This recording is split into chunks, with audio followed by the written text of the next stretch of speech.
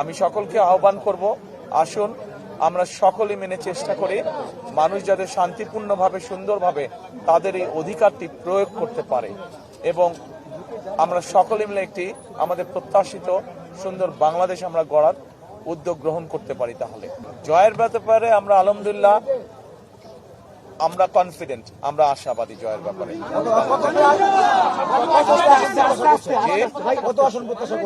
আমরা অন্তত এতটুকু অবশ্যই আসন প্রত্যাশা করছি যেখানে আমরা খুব সুন্দরভাবে দেশ পরিচালনা করতে সক্ষম হব।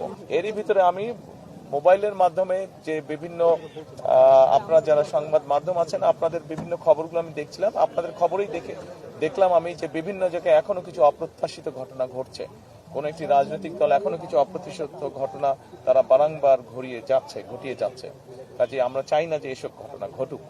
আমরা মনে করি যে মানুষ যদি বেরিয়ে আসে, সাধারণ মানুষ, এই দেশের মালিক হচ্ছে মানুষ, এবং তারা যদি বেরিয়ে আসে, তারা যদি তাদের অধিকার প্রয়োগ করে, ভোট সংখ্যা যত বেশি বাড়বে, ভোটারের সংখ্যা যত বেশি বাড়বে, আমরা বিশ্বাস করি যে সকল ধরনের ষড়যন্ত্রকে প্রতিহত করা যাবে।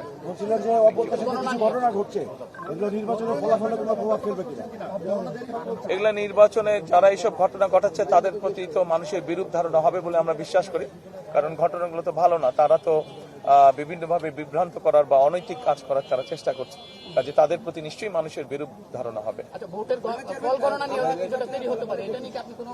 ফল গণনা কেন দেরি হবে? দেরি হবার কোনো কারণ নেই। কেন দেরি হবে? আমরা সমগ্র দেশের মানুষ যেখানে একটি দ্রুত তারা যা ভোট দিয়ে এসছে তার ফল তারা দ্রুতই চাইবে। আমরা আশা করব যে নির্বাচন কমিশন চেষ্টা করবে যাতে দেশের মানুষ দ্রুত তার ভোট প্রদানের যে ফল সেটা তার শেষ মানুষকে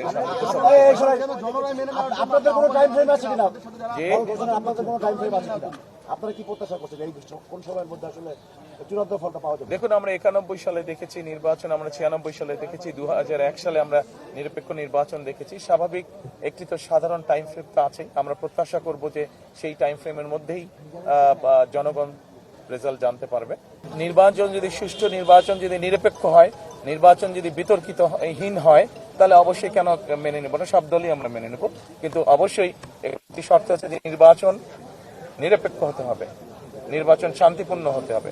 আমরা যেসব অনাকাঙ্ক্ষিত ঘটনা দেখছি, যেভাবে মানুষকে বিভ্রান্ত করার চেষ্টা হচ্ছে, সেই এরকম বিষয় তো অবশ্যই মেনে নেওয়া যাবে না, কেউই মেনে নেবে না।